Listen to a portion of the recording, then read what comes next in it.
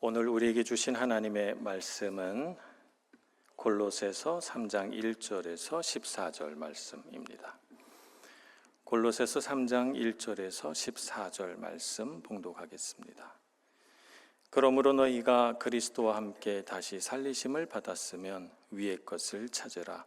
거기는 그리스도께서 하나님 우편에 앉아 계시느니라. 위의 것을 생각하고 땅의 것을 생각하지 말라. 이는 너희가 죽었고 너희 생명이 그리스도와 함께 하나님 안에 감추어졌습니다. 우리 생명이신 그리스도께서 나타나실 그때에 너희도 그와 함께 영광 중에 나타나리라. 그러므로 땅에 있는 지체를 죽이라. 곧 음란과 부정과 사욕과 악한 종욕과 탐심이니 탐심은 우상 숭배니라. 이것들로 말미암아 하나님의 진노가 임하느니라. 너희도 전에 그 가운데 살 때에는 그 가운데서 행하였으나 이제는 너희가 이 모든 것을 벗어버리라. 곧 분함과 노여움과 악의와 비방과 너희 입에 부끄러운 말이라. 너희가 서로 거짓말을 하지 말라. 옛사람과 그 행위를 벗어버리고 새 사람을 입었으니 이는 자기를 창조하신 이의 형상을 따라 지식에까지 새롭게 하심을 입은 자니라. 거기에는 헬라인이나 유대인이나 할레파나 무할레파나 야만인이나 스구디아인이나 종이나 자유인이 차별이 있을 수 없나니 오직 그리스도는 만유시요 만유 안에 계시니라. 그러므로 너희는 하나님이 택하사 거룩하고 사랑받는 자처럼 긍휼과 자비와 겸손과 온유와 오래 참음을 옷 입고 누가 누구에게 불만이 있거든 서로 용납하여 피차 용서하되 주께서 너희를 용서하신 것 같이 너희도 그리하고 이 모든 것 위에 사랑을 더하라. 이는 온전하게 매는 띠니라. 아멘. 오늘 우리가 읽은 골로새서는 골로새라고 하는 도시에 있는 성도들에게 보낸 편지입니다. 골로새는 지금의 소아시아, 터키, 보스포루스 해협을 중심으로 해서 동쪽에 있는 소아시아 지역에 있는 도시이죠. 무역로 한가운데 위치하고 있었기 때문에 많은 무역을 해서 돈을 벌어 번창했던 도시입니다. 그러다 보니까 다양한 문화, 다양한 민족, 다양한 종교가 섞여서 혼합주의적인 성격을 띠고 있는 그런 도시이기도 합니다. 오늘날 현대사회도 글로벌화라고 하는 이름으로 온 세상 문화와 민족이 다 섞여서 우리 밀라노 같이 대도시일수록 혼합주의적인 성격을 띠고 있지 않습니까? 골로새와 우리가 살아가는 현대사회가 참 비슷하다라고 할 수가 있겠습니다. 이런 환경 속에서 우리 기독교도 영향을 받을 수밖에 없는데요. 이 혼합주의적인 골로새 교회가 세상의 문화에 물들지 않고 우리 기독교의 정수를 지켜가며 살아가기를 바라서 사도 바울이 편지를 써보낸 겁니다. 그것이 골로새서죠. 그래서 골로새서에는 예수님의 죽으심의 의미 그리고 부활이 우리에게 주는 의미가 무엇이냐라고 하는 것을 분명하게 말씀하고 있습니다. 오늘 우리가 읽은 본문의 말씀은 그리스도의 부활이 과거에 일어난 사건이 아니라 또 미래에 일어날 어떤 일도 아니라 바로 지금 여기 현재를 살아가는 삶의 변화가 바로 부활의 삶이다 라고 하는 것을 우리에게 말씀해 주시면서 우리가 그리스도의 부활을 우리 삶으로 실천하면서 살아가야 한다라고 우리에게 말씀해 주고 있습니다. 자, 그러면 우리는 어떻게 해야 부활의 삶을 살 수 있을까 함께 살펴보겠습니다. 첫째는 위의 것을 찾으라 이렇게 말씀하고 있습니다. 위의 것을 찾으라. 위의 것이라고 하는 말은 두 가지 의미를 함축하고 있습니다. 하나는 방향, 위를 바라보라 라고 하는 방향이고 또 하나는 가치, 이 땅의 것은 영원하지 않고 이 땅의 것은 부패하고 이 땅의 것은 죄로 인하여 썩어질 것들이니까 위의 것, 영원하고 변치 않고 정결하며 아름다운 것을 추구하며 살라라고 하는 가치를 말하는 것입니다. 그래서 방향이면서 가치, 이 두 가지를 위의 것을 찾으라라고 하는 말로 우리에게 가르치고 있는 것입니다. 그리스도의 죽음과 부활을 믿고 살아가는 그리스도인은 이 땅에 속한 사람이 아닙니다. 우리가 속한 영적인 주소지는 이 땅에서 하늘나라로 옮겨져 있습니다. 우리의 주소지는 하늘에 있죠. 주소지가 하늘에 있으니까 우리의 시민권도 하늘에 있습니다. 그러니까 우리는 이 땅을 살지만 소속은 어디입니까? 하늘에 속한 사람들이죠. 빌립보서 3장 20절은 이렇게 말씀합니다. 그러나 우리의 시민권은 하늘에 있는지라 거기로부터 구원하는 자 곧 주 예수 그리스도를 기다리노니. 이 땅을 살아가지만 우리의 시민권은 하늘에 있고 우리가 이 땅을 살면서 우리 마음에 품는 소망은 예수 그리스도께서 오시는 날을 소망하고 마음에 품고 살아간다는 것입니다. 자, 이렇게 우리의 생명, 우리의 삶의 목적, 이 모든 것이 하늘에 속해 있으니 우리가 이 땅을 살아갈 때 땅에 속한 자처럼 살면 안 되겠습니다. 하늘에 속한 자로 살아가고 하나님께서 우리를 보실 때도 땅에 속한 자로 보시는 것이 아니라 하늘에 속한 자로 보십니다. 하늘에 우리의 소속이 하늘로 옮겨졌다는 것은 무슨 뜻인가? 하늘을 다스리시는 분은 하나님이시니까 하나님의 다스리심 안에 살아간다라고 하는 것을 의미합니다. 하나님의 다스림 안에 살아간다는 것은 우리가 이 땅을 살아갈 때 이 땅의 기준으로 살지 않고 하나님이 다스리는 기준, 하늘의 법을 따라서 살아간다는 것을 의미하는 말입니다. 요즘 세상 기업들이 외치고 있는 슬로건이 있습니다. 기준을 높이 잡아라 라고 하는 것입니다. 세상 기업들이 고객에게 더 높은 만족을 주기 위해서 자신의 제품을 더 잘 팔려면 어떻게 해야 되는가? 기준을 높여야 됩니다. 고객들을 위하여 더 높은 수준의 서비스를 제공하고 더 높은 수준의 제품을 만들어 공급할 때, 그럴 때 이 기업이 잘 된다는 것이죠. 그러니까 기업들이 외치는 슬로건이 뭡니까? 더 높은 기준을 적용하고 더 높은 기준을 추구하면서 살라는 것입니다. 반면 오늘날 우리 교회는 어떻습니까? 우리 교회는 점점 더 기준을 낮추어 가고 있습니다.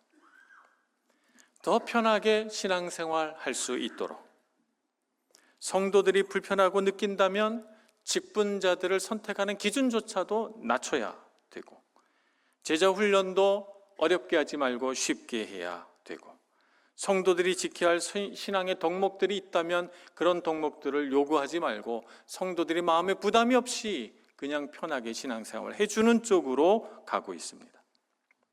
세상의 수준은 점점 높아지고 있는데 그리스도인의 수준은 점점 낮아지고 있다는 것 여러분들 느끼고 계십니까? 세상의 기준은 어떻습니까? 나에게 맞춰줍니다. 기준을 높이라 라고 했지만 그 기준의 목표는 누구입니까? 사람입니다. 사람에게 초점을 맞춥니다. 나에게 좋으면 좋은 것이고 나에게 나쁘면 나쁜 것입니다.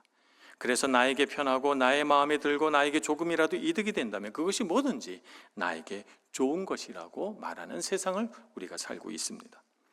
이런 세상 문화가 우리 교회 안으로 들어오고 있습니다.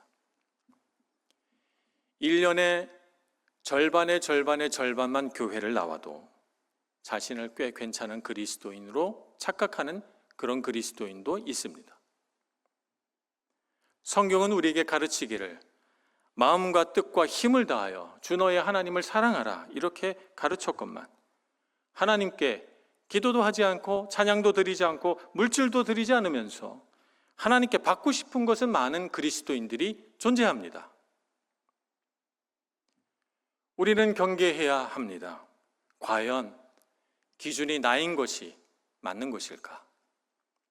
내가 기준으로, 나를 기준으로 신앙생활하는 것이 맞는 것일까? 생각해 보아야 합니다. 오늘 성경은 뭐라고 말씀하십니까? 위의 것을 찾으라 라고 말씀합니다. 위의 것을 찾으라. 기준이 내가 아니라 하늘에 있다는 것입니다. 하늘의 기준에 맞추어 살라는 것입니다. 예레미야서 12장 5절은 이렇게 말씀합니다. 만일 네가 보행자와 함께 달려도 피곤하면 어찌 능히 말과 경주하겠느냐. 네가 평안한 땅에서는 무사하려니와 요단 강물이 넘칠 때에는 어찌 하겠느냐. 이 말씀을 조금 풀어서 설명을 드리자면, 네가 사람과 함께 걸어가면서도 피곤하다 좀 더 편하게 사는 방법이 없겠냐. 그러면 어느 날 말과 달려야 할 때 그때는 어찌 말과 경주하겠느냐는 말입니다. 네가 평안할 때 평안하다 하면서 쉽게 살려고 한다면 요단강물이 넘치는 어느 날 삶의 위기가 왔을 때 그 위기를 어찌 이겨내려고 하느냐라고 말하는 것입니다. 이 말씀의 의미는 그것입니다. 영적인 체력과 영적인 힘을 길러야 한다는 것입니다. 우리의 기준을 이 땅을 살아가는 사람에게 맞추어서 세상의 사람들이 이 정도 살아가니까 나도 이 정도 살면 되겠지라고 그 기준을 맞추면, 그러면 어느 날 주님의 날이 도둑같이 오는 그날에 우리가 그 날을 맞이할 준비가 되어 있지 않았을 거라는 것이죠. 이 세상 사람들의 기준에 맞추어 살기도 피곤한데 어찌 하늘의 기준에 맞추어 살아가겠느냐는 말입니다. 이 땅의 기준을 따라서 나에게 편한 신앙생활을 하려고 하지 말고 하늘의 기준을 따라서 더 높은 수준의 신앙생활을 추구하며 살아가는 우리가 되기를 소망합니다. 사사기 21장 25절에 이렇게 말씀합니다. 그때 이스라엘의 왕이 없었으므로 사람이 각기 자기 소견에 옳은 대로 행하였더라. 이스라엘 역사에 암흑기가 있다면 우리가 사사기 시대라 이렇게 꼽습니다. 사사기 시대의 암흑기는 어떻게 찾아왔습니까? 하나님을 왕으로 섬기지 않고 그분의 다스림 안에 들어가지 않고 내가 기준이 되어서 내 소견에 옳은 대로 하고 살아가면서 그 땅 가나안 땅에 있는 문화와 종교들을 흡수해서 그들의 종교가 혼합주의적인 종교가 되어버린 것입니다. 하나님도 섬기고 우상도 섬기는 그런 문화가 되어버린 것이죠. 혼란스러운 신앙생활을 했습니다. 우리는 어떻게 살아야 할까요? 우리의 시민권은 하늘에 있습니다. 우리를 다스리시는 분은 하나님이십니다. 우리 삶의 기준은 어디에 있습니까? 세상에 있지 않습니다. 하늘에 있습니다. 그러니 위의 것을 찾으며 하늘을 바라보며 하늘의 기준에 우리의 기준을 맞춰 살아가는 우리 모두가 되기를 소망합니다. 그래서 우리는 성경을 읽으며 성경의 기준이 뭔가, 하나님께서 성경을 통하여 우리에게 요구하시는 것이 무엇인가를 잘 듣고 따라서 우리의 신앙생활의 수준을 높여가야 할 것입니다. 우리가 지금 하고 있는 현재의 신앙생활을 바라보며 거기에 만족하지 않고 더 성숙한 그리스도인이 되기 위해 힘을 기울이는 우리 모두가 되기를 간절히 소원합니다. 자, 그렇다면 더 높은 수준의 그리스도인으로 성장하기 위해서 어떤 일을 하여야 할까? 옛사람을 벗어버려야 한다라고 사도 바울은 말씀하고 있습니다. 옛사람은 무엇일까요? 오늘 말씀해 보니까 음란과 부정과 사욕과 악한 정욕과 탐심, 분함과 노여움과 악의와 비방과 부끄러운 말, 거짓말 등등을 하는 것을 옛사람이라고 합니다. 그 옛사람의 모든 행위와 그 습관들을 버려버리라고 말씀하고 있습니다. 이런 말과 행동, 이런 습관은 땅에 속한 것이기 때문에 하늘의 시민권을 가지고 살아가는 사람에게는 전혀 어울리지 않는 것들입니다. 그래서 사도 바울은 만약 그런 것이 조금이라도 나에게 있다면 단호하게 외칩니다. 5절입니다. 땅에 속한 지혜를 죽이라, 이렇게 말합니다. 땅에 속한 지체를 죽이라.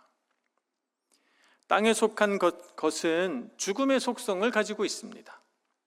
부패하고 썩습니다. 반드시 그렇게 됩니다. 그래서 부활의 생명과 함께 호흡하며 살 수가 없는 것들이죠.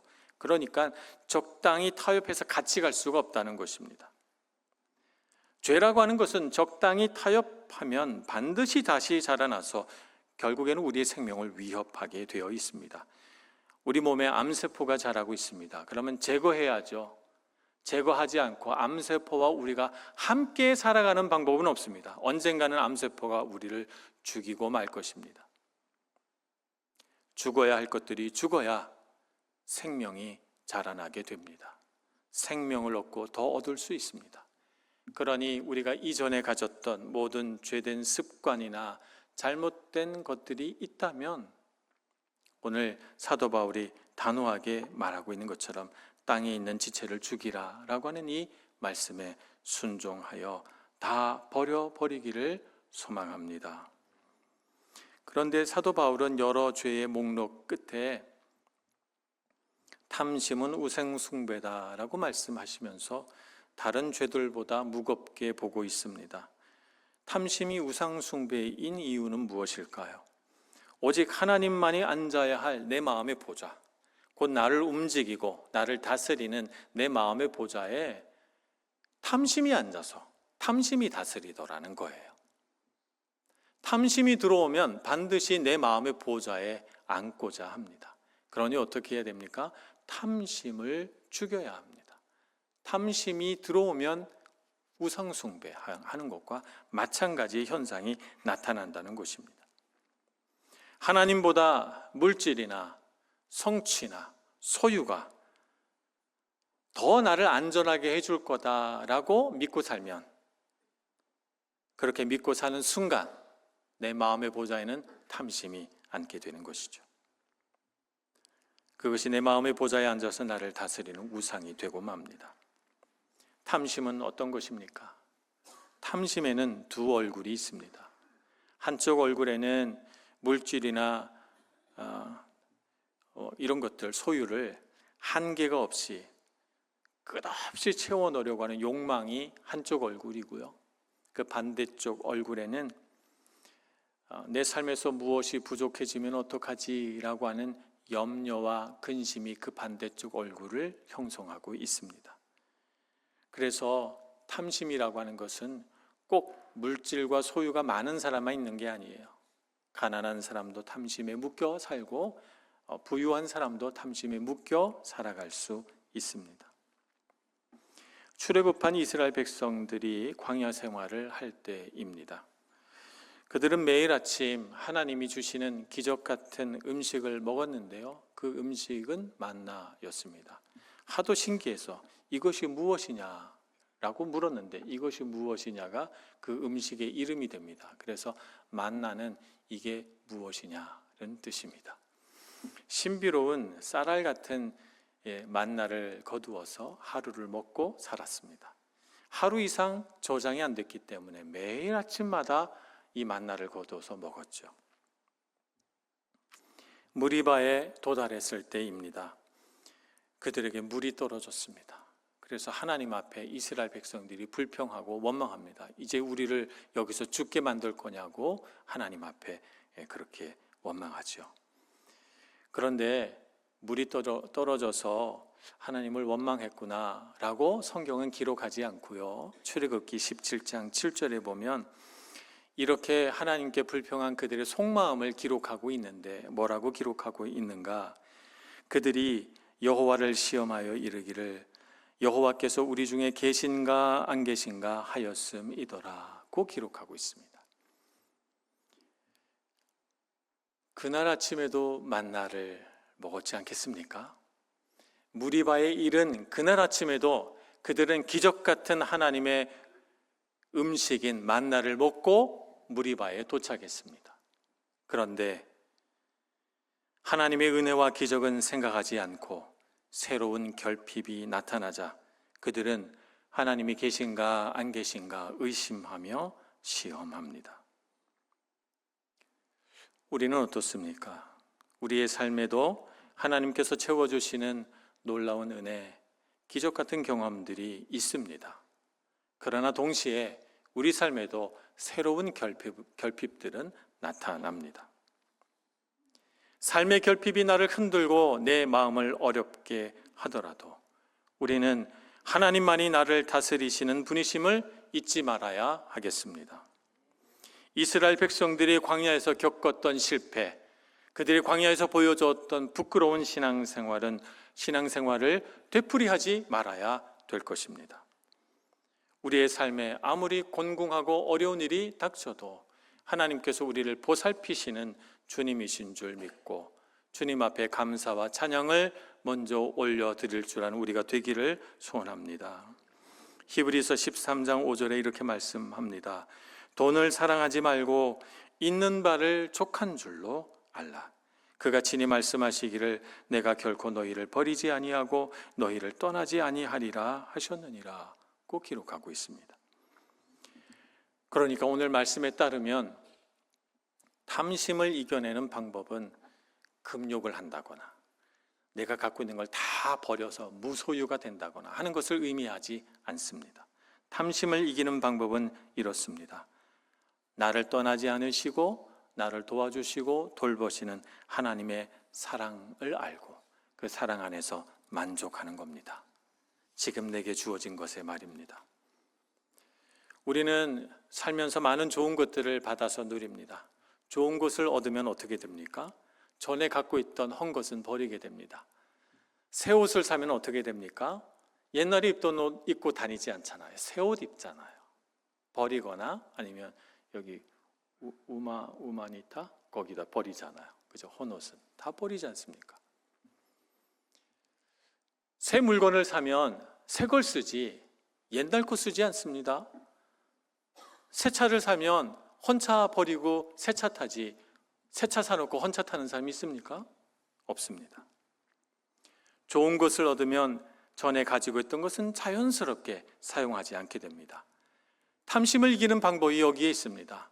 더 좋은 것, 하나님의 사랑과 그분의 돌보심을 얻으면 뭐하러 탐심에 붙들려 삽니까? 그 좋지 않은 것, 땅에 속한 것, 부패한 것, 나를 죽이는 것을 붙들고 살 이유가 없지요.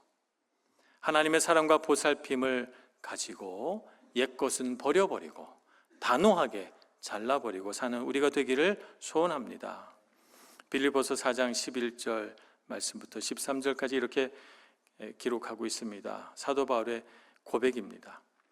내가 궁핍함으로 말하는 것이 아니니라. 어떠한 형편에든지 나는 자족하기를 배웠노라. 나는 비천에 처할 줄도 알고 풍부에 처할 줄도 알아. 모든 일 곧 배부름과 배고픔과 풍부와 궁핍에도 처할 줄 아는 일체의 비결을 배웠노라. 내게 능력 주시는 자 안에서 내가 모든 것을 할 수 있느니라. 바울이 배운 인생을 잘 사는 일체의 비결이 어디에 있습니까? 자족하는 능력이 있습니다. 하나님의 은혜에 만족하고 기뻐하고 감사하는 능력이 우리가 인생을 잘 사는 능력입니다. 그런데 이 능력을 발휘하게 하는, 이 능력을 사용하게 만드는 생각이 있습니다. 그 생각이 무엇입니까? 내게 능력 주시는 자 안에서 내가 모든 것을 할 수 있다는 생각입니다. 이 생각을 우리 마음판에 새기고 꼭꼭 눌러 담아 이 생각 안에 살아가는 믿음의 능력이 우리에게 있기를 소원합니다. 내게 능력 주시는 자 안에 있을 때 우리 마음에는 상황과 환경에 휘둘리지 않는 자족의 힘이 생기고 그것을 발휘할 수 있게 됩니다. 어떤 삶의 문제와 어려움 속에서도 내 마음이 탐심에 휘둘리지 않고 하나님 안에서 만족하고 감사하는 우리 모두가 될 수 있기를 간절히 소원합니다. 위의 것을 찾으라 라고 하는 것이 한편으로는 이 땅의 옛 것을 버리라는 것이라면 이제 마지막은 새 사람을 입으라는 것입니다. 새 사람을 입는다는 것은 어떤 뜻일까요? 10절에 따르면 자기를 창조하신 이의 형상을 따라 지식에까지 새롭게 하심을 입는 것이다, 이렇게 설명하고 있습니다. 새 사람을 입는다는 것은 오늘 말씀에 따르면 착하게 살라 이런 말이 아닙니다. 우리를 창조하신 하나님의 형상을 따라 세상을 보고 사람을 보는 관점이 달라지는 인생을 사는 것이 새 사람을 입는 것입니다. 하나님의 은혜라고 하는 새 옷을 입었기 때문에 이제 그 새 옷을 입고 우리의 관점과 생각이 달라진다는 것입니다. 세상과 사람을 보는 기준이 달라졌기 때문에 오늘 말씀처럼 헬라인이냐 유대인이냐, 할례를 받았느냐 할례를 받지 못했느냐, 야만인이냐 지식인이냐라고 따지지 않습니다. 스구디아인이라고 나와 있는데요, 이 스구디아인은 고대 중앙아시아 초원지대에 살고 있던 기마민족을 일컫던 말입니다. 로마인들의 관점에서 보면 그들은 야만인 중에 야만인이었습니다. 그래서 스구디아인이라 할지라도 우리의 관점은 야만인이구나 이렇게 보는 것이 아니라 그리스도의 은혜를 아는 자냐 모르는 자냐라고 하는 관점으로 본다는 것이죠. 인종을 따라 민족을 따라 배웠느냐 못 배웠느냐 얼마나 소유가 많으냐 적으냐 이걸 가지고 사람을 보는 것이 아니라 오직 한 가지 기준, 그리스도의 은혜를 아느냐 십자가의 은혜를 누리고 사는 사람이냐 아니냐로 온 세상 사람들이 한 가지 잣대로 통일된다는 것입니다. 은혜를 아는 사람은 은혜를 따라 살고 은혜를 모르는 사람은 자기 욕심을 따라 살아갑니다. 은혜를 입은 자는 자신이 받은 은혜를 깨닫고 그 은혜를 아는 만큼 변화되고 성장합니다. 은혜를 조금 받은 사람은 조금 변화될 것이고 은혜를 많이 받은 사람은 많이 변화될 것입니다. 그러니 우리는 내가 받은 은혜가 무엇인가 하는 것을 살펴보고 그 은혜의 힘으로 세상을 바라보고 변화된 삶을 살아가기를 소원합니다. 새 사람을 입으라 라고 하는 것은 또 다른 말로는 그리스도의 성품을 닮으라는 것입니다. 그리스도의 성품은 오늘 말씀해 보니까 긍휼과 자비와 겸손과 오래 참음이라고 있습니다. 이것들은 내 힘으로 할 수 있는 것들이 아닙니다.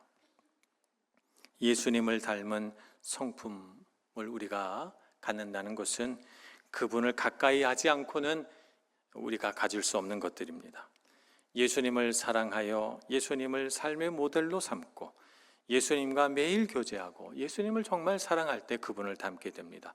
우리는 사랑해서 닮아갑니다.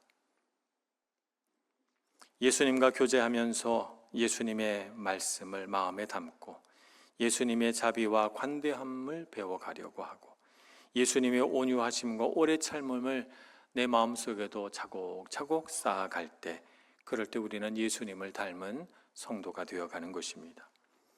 교제하는 데는 시간이 걸립니다. 시간이 들어가고 물질이 들어가고 때로는 그 분과의 교제를 위해서 포기해야 되는 것들이 생길 수도 있습니다. 그러나 그런 것들을 생각하지 않고 예수님과 만나 그분과 교제하는 것이 가장 좋은 일이고 그분을 사랑해서 그분 곁에 머무는 시간이 많아질수록 우리는 그분의 성품을 닮을 것입니다. 예수님과의 즐거운 교제 속에서 옛사람을 벗어버리고 예수님의 성품으로 새 사람을 입는 우리 모두가 되기를 소망합니다. 이제 우리가 다 예수님의 성품으로 옷 입었다면 마지막은 무엇입니까? 띠를 두르는 것입니다. 모든 것이 질서 있게 되고 하나가 되게 하고 아름답게 하는 것, 그것이 바로 사랑의 띠입니다. 우리가 받은 은혜가 다 다르고 그리스도의 성품을 따라 다 다르게 성장하고 있어도 그 다양함을 한대로 아울러 하나가 되게 하는 힘이 있는데 그것이 바로 사랑입니다. 그리스도의 사랑으로 하나가 된 우리가 되기를 소망합니다. 우리 각자의 모습은 다르지만 각자 다른 단계 안에 있지만 그러나 사랑 안에서 하나가 되어 아름답고 질서 있는 우리 교회 공동체가 되기를 간절히 소원합니다. 기도하겠습니다. 자비로우신 하나님, 위의 것을 찾으라 하셨사오니 이제 우리의 마음과 생각을 하나님을 향하여 집중할 수 있게 되기를 소원합니다. 위의 것을 바라보며 이 땅의 것을 다 버려버리고 오직 아름답고 귀한 그리스도의 사랑과 하나님의 은혜를 쫓아 살아가는 저희들 모두가 다 되게 하여 주옵소서. 예수님의 이름으로 기도합니다. 아멘.